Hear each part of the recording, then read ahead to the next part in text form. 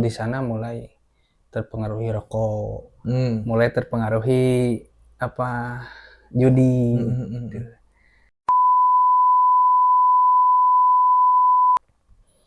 Dari judi itu ke riba itu memang pasti berdampingan gitu. Deket ya. Iya, soalnya pasti sesetel lah. Kalau sesetel itu satu setel.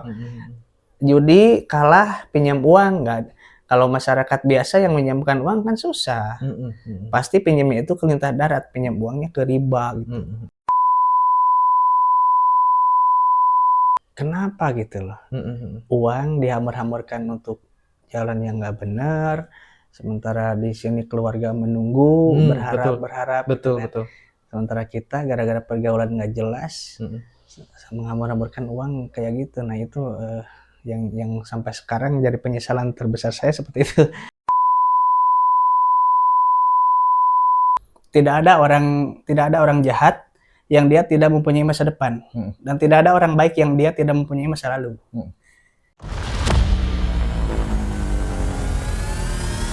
Bismillahirrahmanirrahim. Jumpa lagi bersama saya Yedati Channel.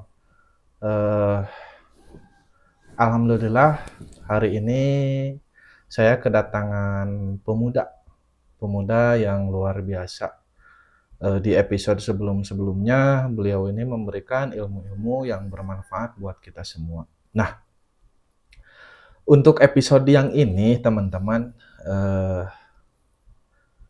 sebelumnya kan saya hanya mengguar atau bertanya tentang ilmu. Nah, di episode kali ini menarik pembahasannya. Saya pengen mengorek informasi kisahnya beliau sampai seperti ini. Nah, gitu. Jadi teman-teman, sebelum kita lanjut, teman-teman, tolong dukungannya dengan cara subscribe, like, komen, dan share ya. Biar saya semangat lagi buat konten-konten yang berikutnya. Nah, kita langsung saja. Assalamualaikum, Al Ustadz. Waalaikumsalam warahmatullahi wabarakatuh. Gimana kabarnya, Al Ustadz? Alhamdulillah luar biasa. Luar biasa ya, baik ya, sehat Makin ya. gemoy aja. Makin gemoy aja. Al Ustadz, ini menarik nih pembahasannya. Jadi di episode sebelum-sebelumnya kan saya hanya bertanya tentang ilmu ya. Nah, mungkin dari teman-teman juga penasaran, pengen tahu nih sesosok Ustadz Depi ini dulunya seperti apa sih? Nah, itu yang jadi penasaran gitu. Jadi mungkin buat pembuka aja gitu ya. Buat pembuka aja saya bertanya, kalau dulu Al Ustadz ini sebelumnya gitu ya, di usia mungkin 17 tahun, 18 tahun lah gitu. Seperti apa sih sesosoknya itu? Udah? Ya, itu silakan. Baik. Alhamdulillahirabbil alamin. Asyhadu an la ilaha illallah rahmanir rahim wa asyhadu anna Muhammadan abduhu wa rasuluhu min akhiril anbiya'i wal mursalin alladzina nabiyya ba'dah. Terima kasih kepada host Kang Yed juga para pemirsa setia Yedati Channel. Ini prank ya. Podcast prank sebetulnya. Biasanya saya menyajikan tentang bab agama ya. Sekarang ini malah jadi ke Biar ada ini Ustadz, biar ada apa ya? Jadi penonton jadi ini biar lebih tahu gitu. Oke. Oh, siapa sih gitu sesosok Ustadz ini gitu. Nah, gitu. Baik. Saya hanya seorang anak biasa ya. Waktu remaja. Sebetulnya saya nggak pernah remaja langsung segede ini.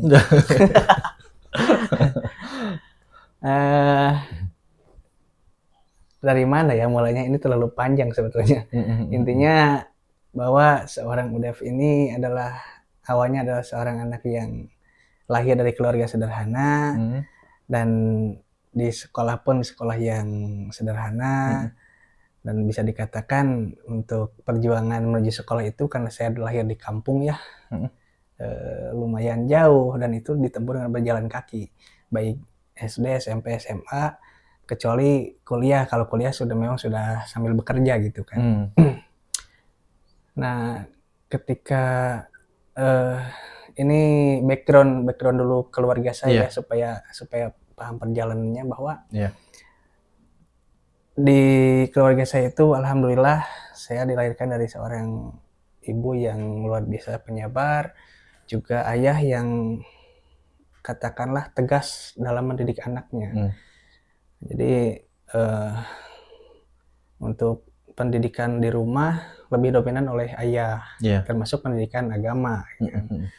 Makanya alhamdulillah untuk pelajaran bahasa Arab itu, kemudian tafsir Al-Quran, membaca Al-Quran, itu beliau sang ayah yang mengajarkan saya.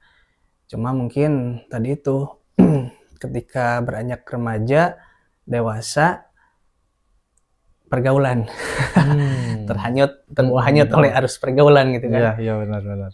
Sehingga pernah juga mengalami katakanlah nakal gitu kan ketika remaja gitu. Nah itu titik tolak saya memulai perjalanan hidup yang sebenarnya ketika kita bergaul di masyarakat.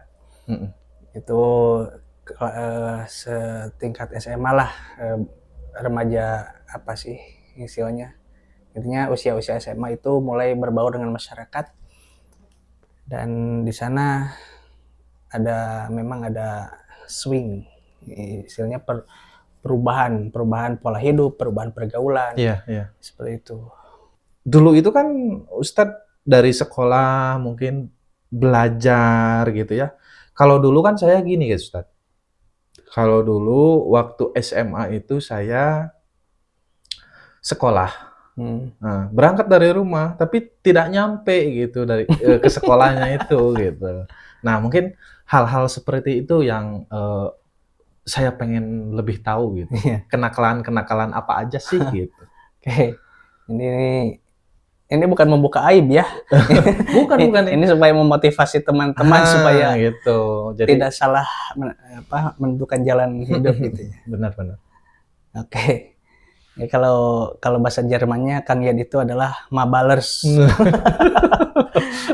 Dari rumah berangkat ke sekolah, di sekolah nggak ada itu. Kalau sekolah nyari-nyari sama guru BP itu kayak gitu. Kalau masalah kenakalan sih ketika SMA tidak terlalu nakal ya kalau saya itu. Cuma memang ya yang namanya manusia ya. Jadi manusia itu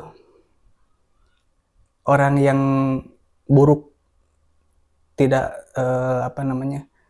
orang yang jahat itu pasti mempunyai masa depan.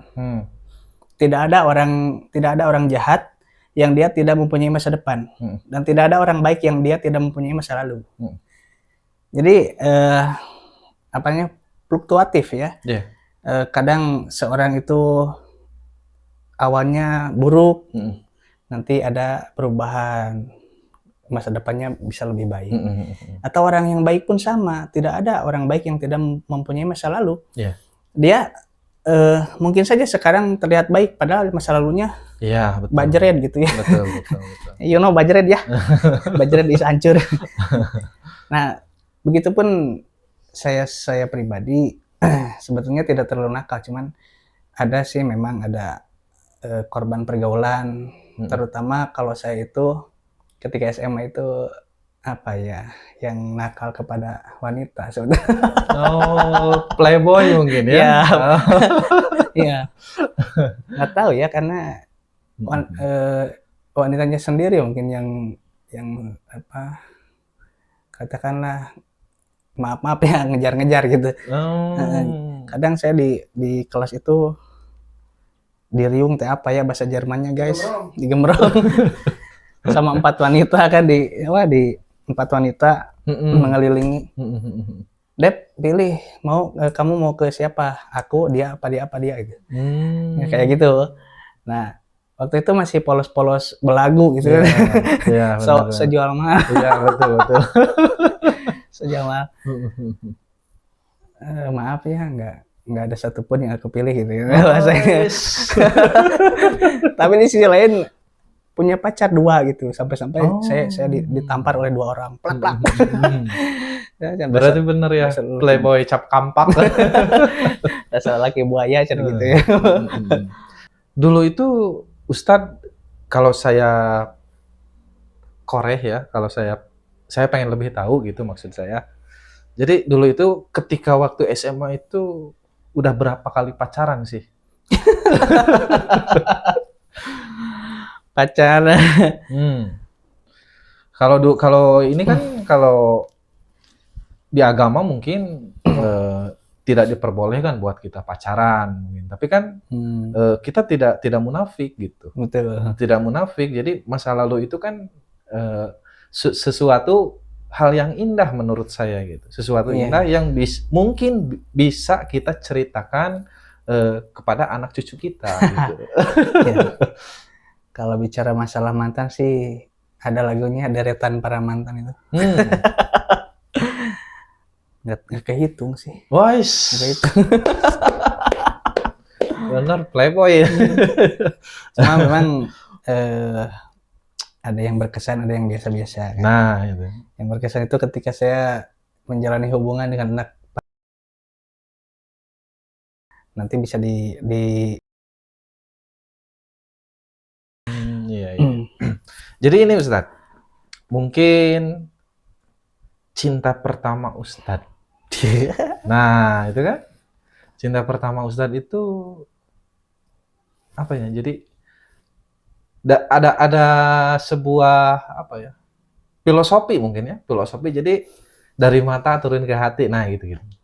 Jadi cinta pertama itu mungkin di waktu Ustadz sekolah SMA itu gimana sih gitu ceritanya gitu, atau gimana ya? Cinta pertama sebetulnya bukan di sekolah tapi di pengajian, di masjid sih. Di pengajian. Iya, dan itu ketika kelas 3 SMP udah mulai cinta monyet. Tapi ya memang kayak gitu, malu-malu kambing kan gitu. Ngobrol pun pakai surat menyurat. Zaman dulu kan belum ada WA, belum ada BBM. Betul. Kalau saya dulu kan pernah nakal ya. Dalam arti pernah nakalnya mungkin kayak ngerokok gitu. Iya. Terus kayak mungkin minum-minum gitu. Dengan catatan yang ya gitulah gitu. Jadi apakah Ustadz pernah ngalamin seperti itu gitu? Iya. Jadi sebetulnya kalau SMA sih nakalnya cuma kepada wanita saja ya. Beranjak lulus sekolah itu belum pernah merokok. Nah, mulai merokok itu pas kuliah sambil bekerja. Itu pun pergaulan kan. Itu 2009. 2010 saya ke. Nah, di sini mulai terjadi pengaruh-pengaruh jahat. Nah, Ustadz sebelum lanjut nih saya pengen tahu waktu Ustadz itu kan di usia berapa gitu?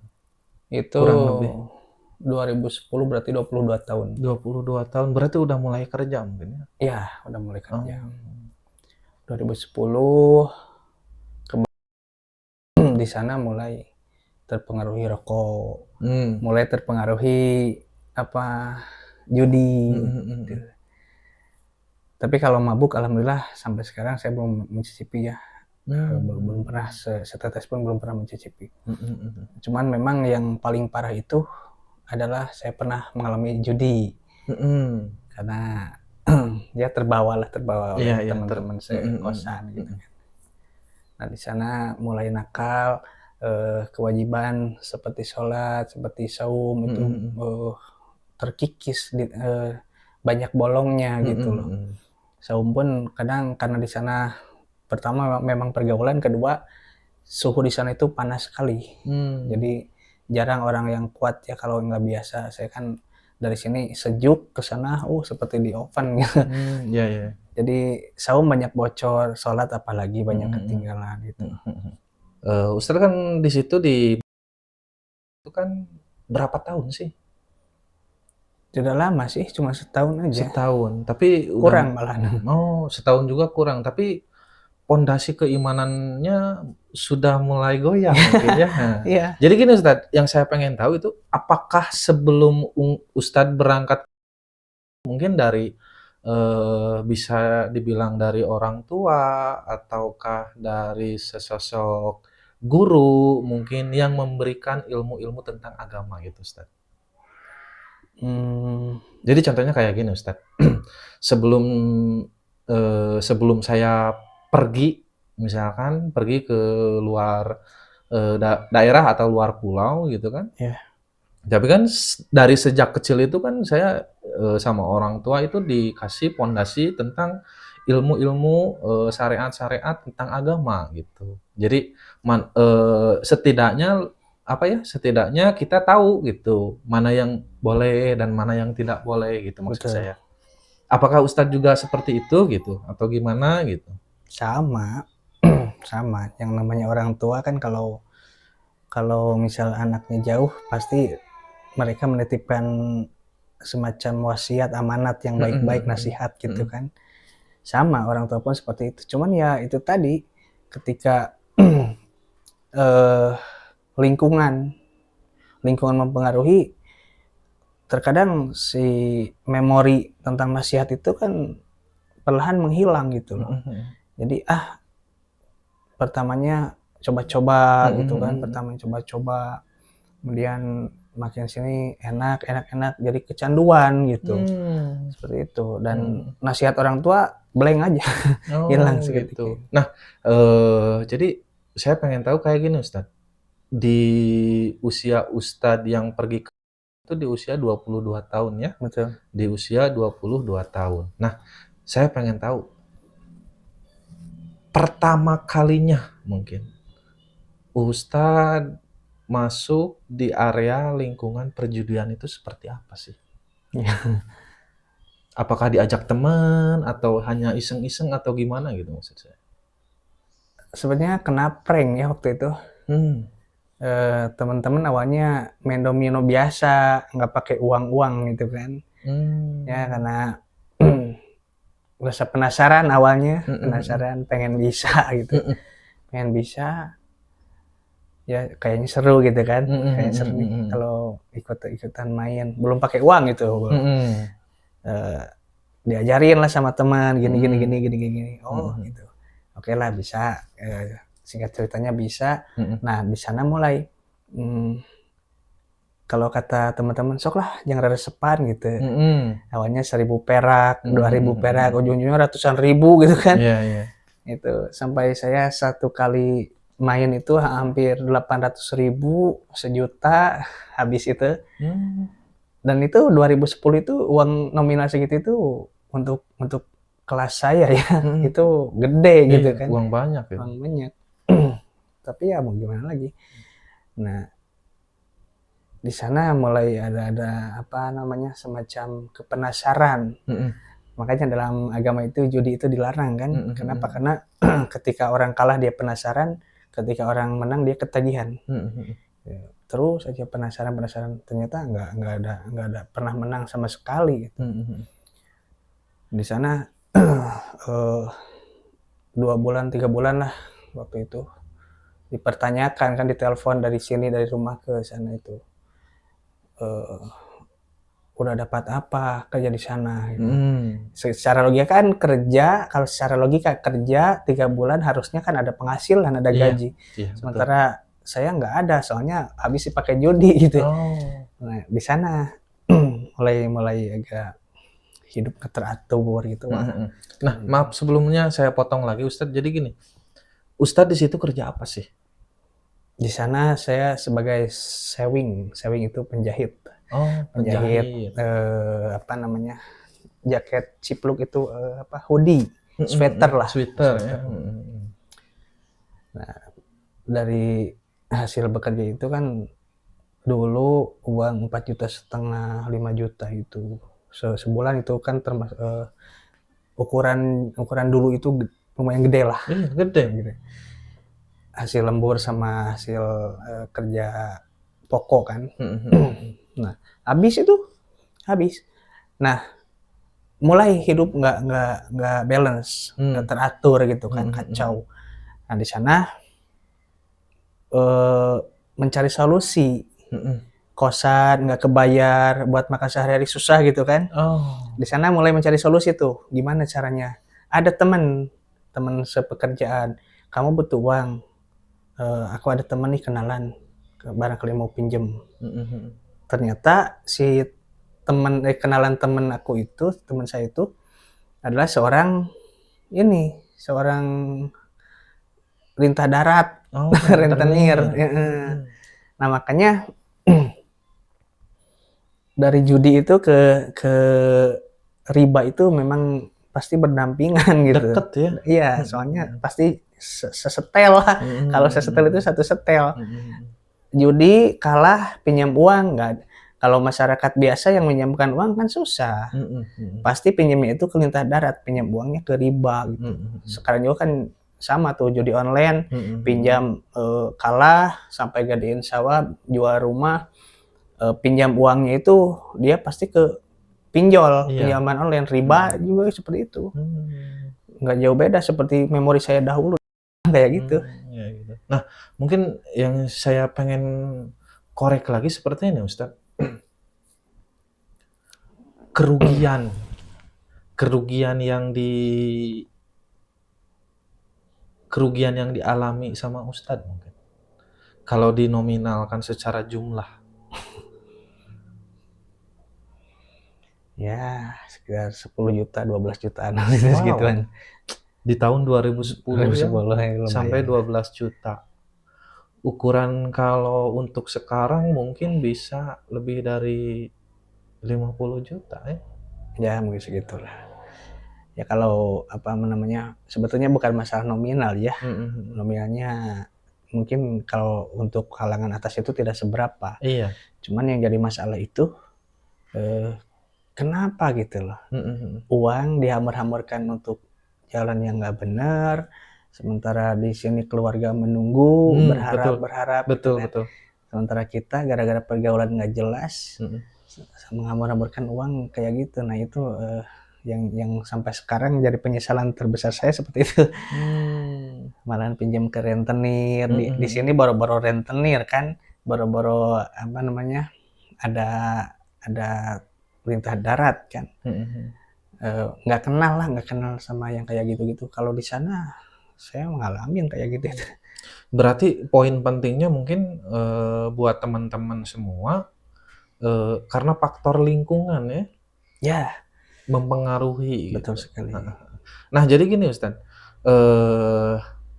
setelah mungkin proses hijrahnya mungkin itu. Ya. Proses hijrah dari perjudian itu seperti apa sih yang dialami oleh Al-Ustadz ini? Masya Allah ya. Pulang dari sana itu karena memang waktu juga saya udah terkena penyakit ya. Cuman belum separah sekarang gitu. Nah, 2011 saya pulang ke sini.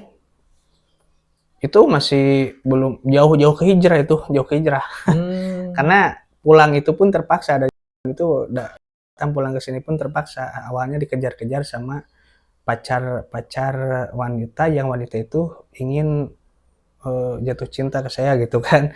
Jadi ada seorang wanita jatuh cinta, ternyata si wanita itu punya pacar. Si pacarnya cemburu, kemudian dia bertekad ingin mencelakakan saya, ngancam kayak gitu. Malahan saya diancam mau diculik, dikarungin, dimasukin ke laut gitu kan. Nah, saya langsung beli tiket malam-malam langsung ke pelabuhan, kabur ke sini gitu. Langsung pulang berarti pulang. Nah, dari sana itu masih jauh ke titik tolak hijrah itu. Masih hidup, masih banyak ya istilahnya pengaruh pergaulan dari itu masih nempel lekat gitu. Jadi hidup sering di jalan nongkrong-nongkrong sama teman-teman, di main gitar sampai tengah malam begadang apa gitu. Dan pun masih dilakukan. Sampai pada 2015 kalau nggak salah, itu pergaulan kacau. Saudara itu putra Uwa, dia selalu ngajak ngaji, ayo Dep ke masjid lah pengajian. Mendengar kalimat seperti itu, hati tersentuh, cuman karena gengsi, malu dan lain sebagainya, dengan lembut kan ditolak gitu. Menolak gitu. Sok lah, tiheula, sok lah, duluan, padahal berangkat enggak gitu. Ya, intinya menolak secara halus gitu. Iya, betul. Nah, itu luar biasanya, sampai sekarang beliau jadi panutan saya, Ustadz Riki itu yang di Curug. Dia terus gigih mengajak terus gitu kan. Saya sakit ditengok sampai dibawakan makanan, bawakan apa gitu. Nah, di samping diberi makanan, beliau memasukkan nasihat-nasihat gitu kan. Nah, tapi ya orang udah berkarat otak, betul. otak bajret gitu. Susah gitu. Dia nasihatin, ya kalau bahasa Polandianya buek ya. Jadi gini Ustadz, setelah kepulangan Ustadz ini, apakah orang tua mengetahuinya atau tidak? Tentang masa-masa Ustadz ini seperti ini di perantauan mungkin gitu? enggak mengetahui ya? Cuma memang curiganya orang tua itu, kok ini anak nggak pernah kelihatan sholat, nggak pernah kelihatan ke masjid gitu kan. Nah, curiganya di sana. Waktu subuh, baru tidur jam 4 subuh itu bangun jam 10, jam 11 siang gitu kan. Nggak pernah sholat, ya ketiduran apa, ditinggalkan lah kayak gitu. Nah, di sana curiganya itu. Sampai pada suatu hari 2017 apa 2018. Ini penyakit saya itu kambuh luar biasa kan. Penyakit saya itu kambuh. Nah, orang tua nangis, mama itu bukan karena anaknya punya penyakit, bukan. Tapi beliau nangis itu, ini anak sudah punya penyakit yang sulit disembuhkan, tapi sama ibadah lepas gitu. Jadi nangisnya kayak gitu. Sampai beliau sambil menangis itu bilang kayak gini, Jang, manggilnya Ujang kan. Jang, kalau bahasa Indonesianya kayak gini, Jang, penyakit udah hinggap, sementara ibadah kamu nggak pernah. Apa mau kayak gitu terus sampai kamu mati? Gimana kalau besok lusa kamu mati? Kayak gitu. Sambil nangis. Dan Masya Allah luar biasa, tangisan beliau, ucapan beliau itu nembus langsung, gitu kan. Nembus langsung. Nah, benar juga kata mama gitu. Dari sana saya mulai malu-malu juga, maksain ke masjid, maksain sholat. Malu kan ya, awal yang biasa nggak pernah ke masjid, kemudian ke masjid, itu malunya luar biasa, bener. Gengsi. Tapi di sisi lain punya pikiran seperti ini, orang lain kok berbuat jelek nggak malu, masa aku berbuat baik harus malu. Nah, ini yang jadi apa, penambah imun mental gitu kan. Biarinlah, malu-malu juga paksain. Nah, itu jadi harus bisa menempatkan rasa malu itu di sana kayaknya. Untuk semua teman-teman juga yang ingin hijrah itu, ini pesan saja, cobalah tempatkan rasa malu itu pada tempatnya. Kalau kita berbuat jahat, itu di sana baru harus malu. Kalau berbuat baik nggak usah malu-malu.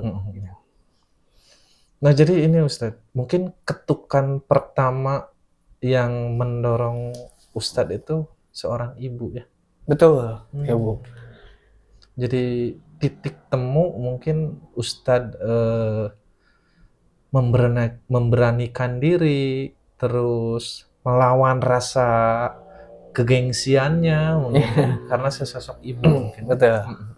Nah jadi gini Ustadz, lanjut lagi dari Ustadz mulai ke masjid mungkin ya. Dari Ustadz mulai ke masjid itu sholat mungkin ya, dengan sholat. Nah jadi yang saya pengen tahu itu Ustadz belajar mungkin belajar ilmu apa ya, ilmu tentang keagamaan. Proses dari awalnya seperti apa gitu?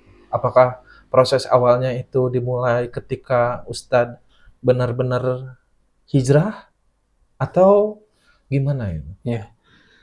Kalau untuk pondasi agama sih ya tadi sebutkan bahwa selagi SD pun dididik oleh sosok seorang ayah tentang ilmu agama ya.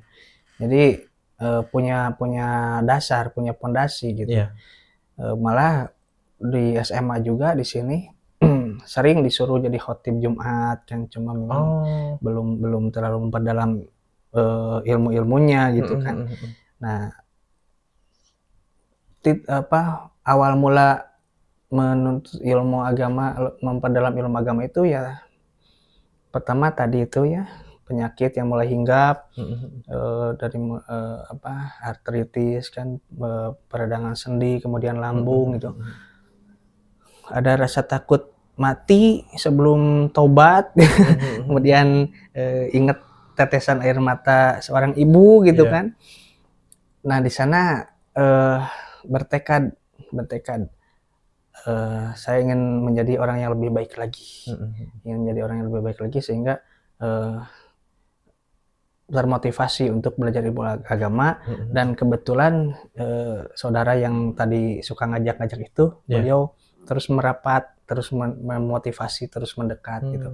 Ayo ngaji ke sini ke Ustadz Samsudin waktu itu, terus kemudian ke Ustadz Wowo gitu kan. Berarti posisinya ada yang mendukung ya? Betul, alhamdulillah ada yang mendukung. Malahan ke sini ke Ustadz Maulana kan gitu. Beliau guru-guru saya waktu itu 2017 itu. Beliau terus si Ustadz Riki ini terus memotivasi, dan kata-kata yang selalu diingat itu ya tadi, tidak ada orang buruk yang tidak mempunyai masa depan, dan tidak ada orang baik yang tidak mempunyai masa lalu. Itu kata-kata yang terus terngiang gitu. Sampai saya bisa ya kalau dikatakan berilmu sih jauh ya, cuman sampai titik sekarang itu alhamdulillah saya sedikit banyaknya mengerti tentang ilmu tata bahasa Arab gitu kan. Kemudian tajwid tahsin itu diajari sama Ustadz Riki. Kemudian ilmu hadis sama Ustadz Syam, Nahwiyah Sorof sama fikih, usul fikih sama Ustadz Wowo.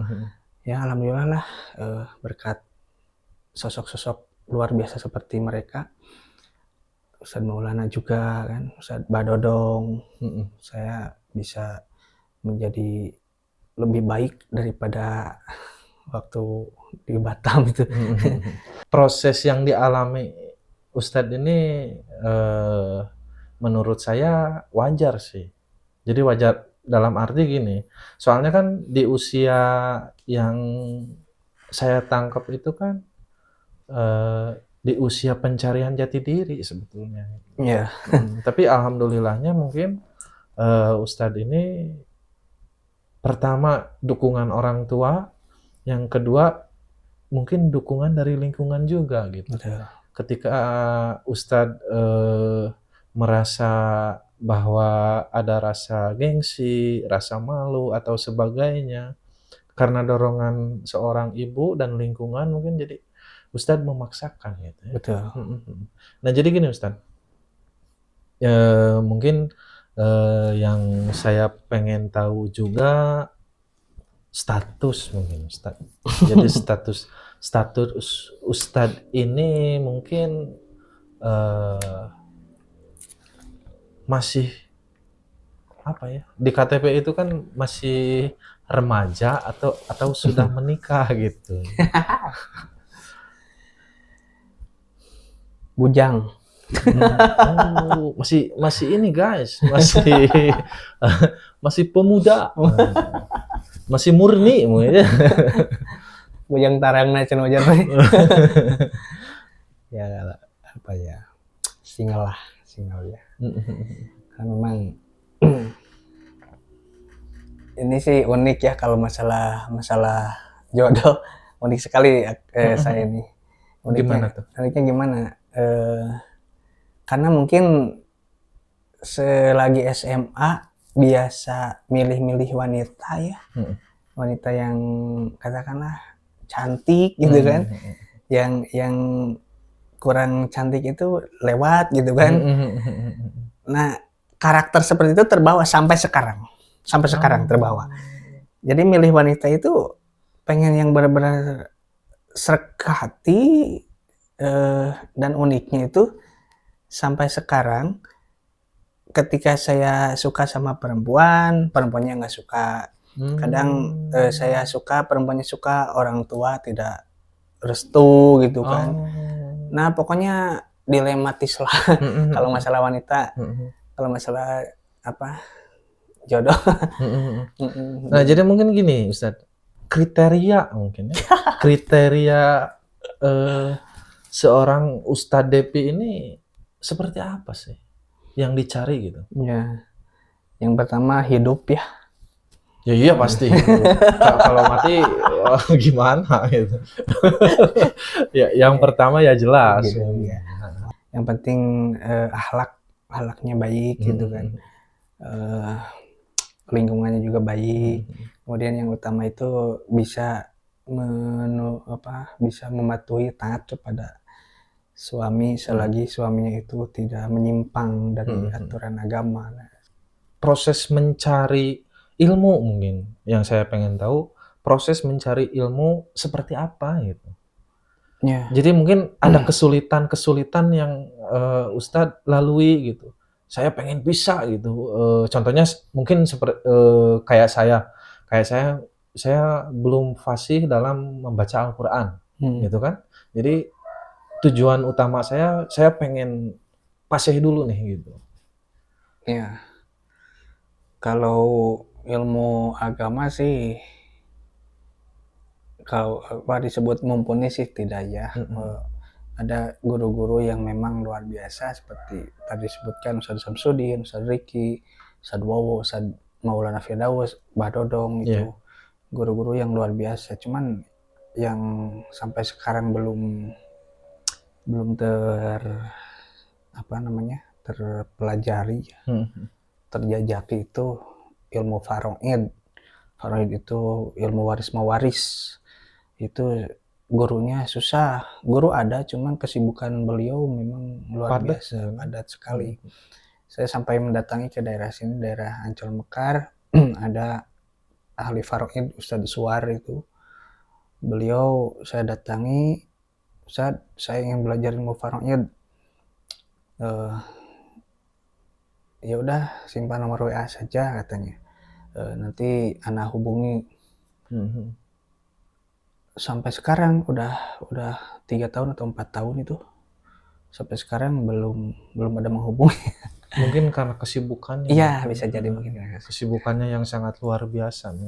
Nah yang saya pengen tahu seperti ini Ustadz, ilmu faraid itu seperti apa itu? Ya pembagian waris. Contohnya gitu contoh. Jadi kan kalau seseorang meninggal misal si jenazah itu meninggalkan seorang anak laki-laki, 2 orang anak perempuan, istri, ibu, bapak dan sebagainya. Nah itu kan perlu persentase warisnya itu perlu disesuaikan sesuai takaran dalam Al-Quran, dalam hadis itu. Dan pembagian itu kalau yang belum mendalami sih kalau menurut saya rumit ya. Rumit karena tidak lepas dari matematika pembagian itu dan jatah-jatahnya ya. Jatah-jatahnya itu nanti disesuaikan dengan kondisi si jenazah itu. Maksudnya kalau jenazah itu meninggalkan seorang adik perempuan, seorang kakak laki-laki misal, itu kan beda-beda lagi nantinya. Oh, jadi ilmu paroid itu bab waris, Ya, babaris. bab waris. Poin penting yang dilalui Ustadz seperti dari penemuan jati diri sampai dengan sekarang, mungkin ada tingkat-tingkatan yang tahap-tahap kesulitannya seperti apa gitu, atau mungkin bisa dibilang tingkat kemudahannya seperti apa gitu. Saya pengen tahu gitu. Ya. Kalau hal tersulit sih banyak ya, tapi dinikmati saja. Contohnya ketika harus berpikir keras dan menahan rasa malu. Jadi kan begini, kalau kajian sama Ustadz Samsudin, Ustadz Bowo itu kan, kajian itu berkali duduknya melingkar. Nah, yang duluan, yang mereka sudah lama belajar sih lancar-lancar saja. Sementara saya pribadi pelengap ini apa gitu. Belajar apa itu ketika itu? Belajar banyak, belajar fikih, belajar bahasa Arab gitu kan. Itu pelengap, ini gimana, pusing gitu kan. Nah, mau bertanya malu gitu kan, nggak bertanya nggak ngerti. Nah, di sana mungkin sempat putus asa, belajar agama sempat putus asa. Bahkan Ustadz Riki membujuk kembali ke rumah, datang lagi, kenapa lama nggak masuk, sebulan waktu itu nggak masuk. Kenapa? Saya malu, nggak bisa. Nah, beliau memang luar biasa bijaksana beliau itu. Iya. Katanya tadi dia cina kalau bisa nempatkan KRA teh gitu. Di sini harus bisa menempatkan rasa malu itu. Kamu nggak bisa wajar karena awam gitu kan. Terus belajar, jangan malu bertanya. Ya akhirnya kan luar biasa motivator beliau itu. Berkat pelantara beliau menjadi motivator dalam hidup, akhirnya gigi berjuang itu, belajar lagi terus sampai ada titik terang gitu. Nah, itu yang pertama. Yang kedua, melawan penyakit. Ini luar biasa. Ketika kita semangat belajar, semangat menuntut ilmu, tiba-tiba ngedrop pada das. Sebulan, 2 bulan itu kan kalau sudah sakit itu nggak bisa kemana-mana. Nah, ini penyakit yang hinggap ini sulit disembuhkan, dilawan susah. Penghambat juga kan gitu. Ya akhirnya mau tidak mau lah, ketika orang lain katakanlah ilmunya sudah tahap 20, saya masih 5, masih 4 gitu kan. Ya, dan juga kadangkala karena saya belajar berangkat dari keluarga yang sederhana tadi sebutkannya. Kadangkala untuk fasilitas belajar itu tidak memadai, termasuk mobilisasinya itu kan. Kadangkala saya harus mendorong motor karena kehabisan bensin, nggak bawa uang gitu kan, karena perjuangan gitu. Karena ban kempes nggak bawa uang. Pernah saya jam 11 malam pulang ngaji itu nelpon teman-teman gara-gara kehabisan bensin, gara-gara sampai nyimpen helm gitu kan. Itu luar biasa sih, masa-masa sulit tapi dinikmati, enjoy gitu. Jadi mungkin dari tingkat kemudahannya, Ustaz. Tingkat kemudahannya mungkin yang saya pengen tahu seperti ini, Ustaz. Dalam arti tingkat kemudahan bukan dalam segi ilmunya, tapi dari tahap pembelajarannya gitu, Ustaz. Jadi mungkin contohnya seperti ini kan, kalau di sekolah gitu kan kita belajar tentang matematika gitu kan, ada poin-poin yang kita ambil gitu. Dalam arti contohnya 1+1 kan sama dengan 2 gitu kan. Tapi kan kalau dulu itu kita tidak tahu gitu. Betul. Nah, jadi yang saya pengen tahu seperti ini, Ustaz. Ketika pembelajaran itu Ustaz menikmati gitu, menghayati terus ditambah kemudahannya, kemudahan seperti apa gitu? Ya. Mhm. Jadi alhamdulillah ya, kalau saya pribadi sih tipe orang yang suka mendengarkan. Mhm mhm. Jadi ketika nggak hanya dalam proses belajar mengajar, dalam ngobrol pun, konversasi seperti ini saya orang yang lebih suka mendengarkan gitu. Mmm. Jadi, ketika orang lain bicara, saya mendengarkan, menyimak Mhm gitu. mhm. Dan itu luar biasa, mampu menyerap berapa persen gitu kan. Mhm mhm. Ketika kita mampu sabar mendengarkan, daripada banyak bicara, nah lebih lebih baik mendengarkan sebetulnya seperti itu Mhm kalau mhm. kalau konsep hidup saya seperti itu. Mhm. Dan tidak hanya di pembelajaran ilmu agama, di sekolah pun seperti itu. Mmm. Saya ketika orang lain ribut kan, anak-anak lain ribut, saya mendengarkan saja gitu. Nah, alhamdulillah walaupun di rumah tidak pernah menghafal, Mhm mhm. saya paling anti menghafal di rumah itu. Oh. Baik pelajaran agama, pelajaran sekolah sama. Mhm Saya mhm. paling anti menghafal. Mhm mhm. Saya paling mendengarkan, menyimak sampai ketangkap, nanti ada yang kurang paham ditanyakan seperti itu kan. Oh. Nah, eee itu yang pertama. Jadi intinya, apa, ketika orang lain bicara, Mhm mhm. kita cukup mendengarkan, menyimak saja. Mhm mhm. Nah, dan itu poin yang paling penting ketika hidup, eee, menuntut untuk belajar, Mhm seperti itu. mhm. Kemudian,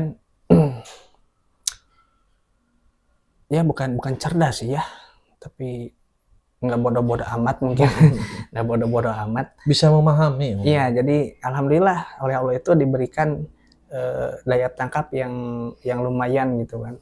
Ketika seseorang berkata, kadang ingatan itu terngiang-ngiang sampai Mhm mhm. bertahun-tahun, berpuluh-puluh tahun gitu. Nah, termasuk belajar ilmu agama pun seperti itu saya Mhm. itu. Ketika kalau orang lain kan istilahnya barho itu, bubar poho ya. Oh, iya. Ka Kalau saya alhamdulillah, Mmm.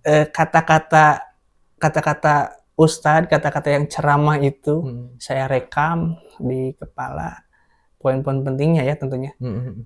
Dan sampai sekarang ingat gitu, oh ustad ini Oh. pernah berkata seperti ustad itu. Nah, itu yang menjadi kemudahan mungkin ya dalam belajar ilmu agama Mhm itu, mhm. seperti itu. Mhm. Ya alhamdulillah, mungkin karena orang tua juga, eee, mendoakan Mhm mungkin mhm. dan memberikan, nafkah atau memberikan makan dari hasil jerih payah mereka, Mhm mhm. sehingga ya Allah karuniakan Mhm. seperti itu. Jadi gini Ustaz, Ustaz pernah belajar ilmu agama ini pernah kepada orang yang salah atau enggak gitu Ustaz? Jadi contohnya kayak ginilah, guru yang menyimpang mungkin gitu. Untuk sekarang kan mungkin banyak tuh Iya, guru-guru seperti itu gitu. enggak sih, enggak. Cuma memang, pernah dekat, bukan belajar tapi dekat. Mhm. Dekat dengan ahli khurafat itu. Ahli khurafat itu yang doyan muja-muja di kuburan gitu Mhm ya, mhm mhm. yang percaya, bisa nangkep jin kayak Iya gitu. iya iya, kayak Pernah saya gitu-gitu. dekat seperti itu. Mhm. Nah, tapi tidak sampai berguru dan tidak sampai ke bawah-bawah sih. Berarti, dari kecil sampai sekarang mungkin lingkungan ustadznya itu didukung dengan orang-orang yang benar-benar saleh mungkin ya? Alhamdulillah luar Heeh. biasa. Jadi sampai enggak, terjerumus ke dalam ajaran-ajaran sesat mungkin kayak yang kayak kayak gitulah gitu. Alhamdulillah. Mhm mhm mhm. Jadi, wah luar biasa banget ya. Nah jadi poin terakhir mungkin Ustadz seperti ini Ustadz, tips buat ini Ustadz, kalau saya mengenal Ustadz ini kan, eee, apa ya, jadi dari segi ilmu, wah luar biasa gitu.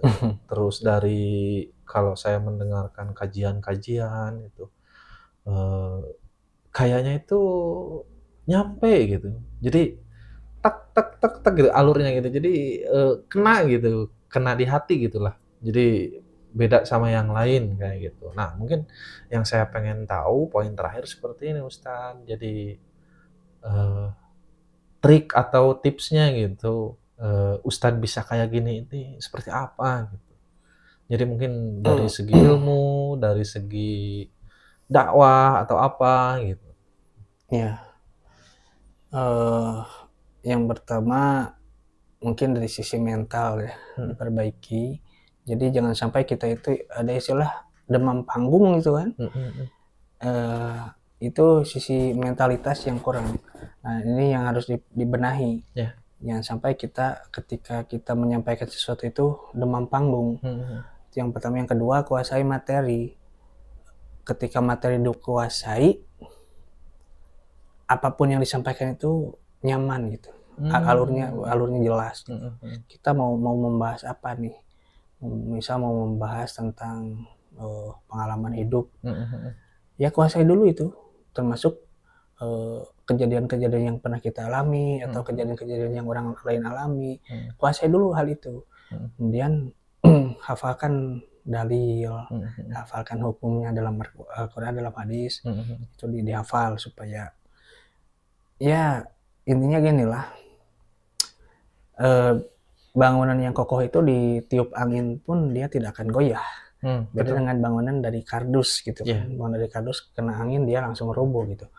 Nah, ini pun sama ketika kita menyampaikan materi, ketika kita sudah kuat nih dari berbagai sisi, mental sudah siap, materi sudah dikuasai, kemudian dalil-dalil hafal, itu sudah kokoh sebetulnya. Nah, jadi nanti ada sedikit gemper, Gemeteran. Iya, ada sedikit gugup gitu. Itu bisa di handle gitu. Nah, itu jadi dan yang selanjutnya adalah penampilan. Penampilan kita nggak boleh, penampilan itu justru malah membuat grogi kita. Kalau saya pribadi ketika akan tampil, penampilan dinomor satukan. Ketika penampilan sudah membuat kita percaya diri, itu berpengaruh sekali. Maaf, ini saya nggak pakai jam tangan pun, saya nggak percaya diri. Ya, nggak pakai jam tangan, berasa ada yang kurang gitu. Berasa kurang maco lah, kurang cowok gitu kan, ya gitu. Nah, itu hal-hal sedetail itu dari segi penampilan memang harus diperhatikan. Atau mungkin ada yang kotor misal, betul. membuat kita nggak pede. Nah, itu nggak dihindari hal seperti itu, sehingga kita tampil itu dalam keadaan percaya diri seperti itu kan. Apa yang mau disampaikan Al Ustadz kepada yang terutama mungkin kepada orang tua dulu?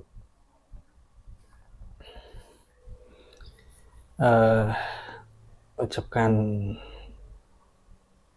terima kasih yang sebanyak-banyaknya kepada orang-orang hebat yang telah merubah hidup saya menjadi lebih baik ya, walaupun jauh dari sempurna.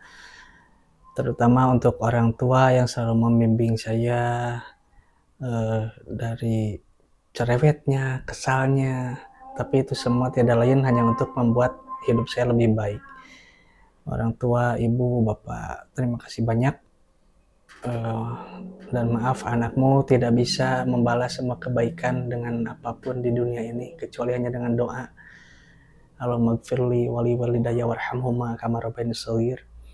Juga untuk guru-guru saya, Ustadz Wowo, Ustadz Samsudin, Mbah Dodok, Ustadz Maulana Firdaus, Ustadz Ridwan Firdaus, Ustadz Riki, terima kasih telah sabar membimbing saya sehingga saya bisa menjadi orang yang setidaknya berguna bagi masyarakat dan bagi agama. Seperti itu mungkin. Masya Allah. Mudah-mudahan orang tua bisa menonton ya. Nah, buat teman-teman,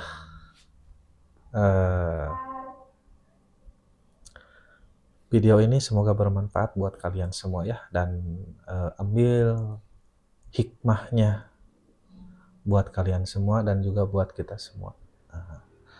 Sebelum saya akhiri obrolan ini, buat teman-teman semua yang setiap menonton atau penonton baru mungkin ya, tolong di subscribe, komen, dan like ya, agar saya semangat lagi buat konten-konten berikutnya. Saya akhiri obrolan ini dengan Al Ustadz, pamit undur diri. Assalamualaikum warahmatullahi wabarakatuh.